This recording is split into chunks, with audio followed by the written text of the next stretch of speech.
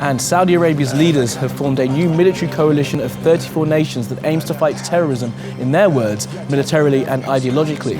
The alliance is made up of Muslim nations from Asia, Africa and the Arab world and will coordinate efforts against armed groups in Iraq, Syria, Libya, Egypt and Afghanistan. Well, for more now on our top story, John Kerry's talks with Sergei Lavrov in Moscow. It's Kerry's first visit since Russia began airstrikes in Syria in September. I'm joined by Emre Ersen.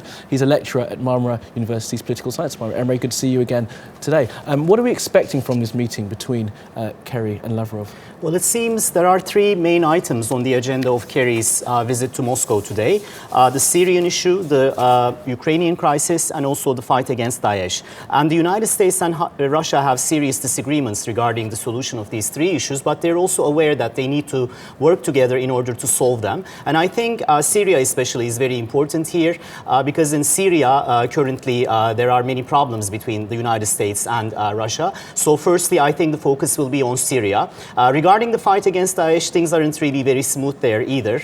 Russia claims that it's been striking the Daesh targets in Syria, whereas the United States and its allies actually believe that Russia is striking the moderate opposition groups, which are supported by the Western government, Western countries.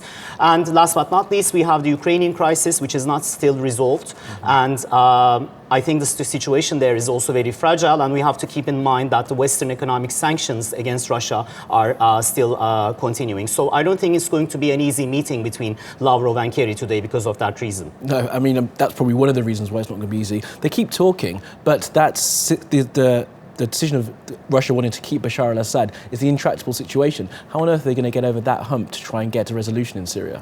Well, I think the future of Assad is definitely one of the most critical issues regarding the solution of the Syrian problem. And in Vienna, for example, very recently, they agreed that a new political process is going to starting from the January 1st, 2016. But it's not going to be very easy because after 18 months, new elections will be held in Syria. And there's a problem there because Russia believes that Assad should have the right to run as a candidate in the elections, and actually the Syrian people should be deciding about the future of Assad. This is what Russia says. On the other hand, the United States and its allies believe that Assad has no future in Syria. So it's a very tough decision actually to make regarding the solution of the Syrian problem. It certainly is. And Kerry's visit comes at a time of increased tensions between Turkey and Russia. What do you think John Kerry will be saying to his Russian counterparts about the relationship between Turkey and Russia? Well, I think Kerry will use this meeting as a significant opportunity to convince the Russian leaders about the de-escalation of the tensions with Turkey. And I think this is very important because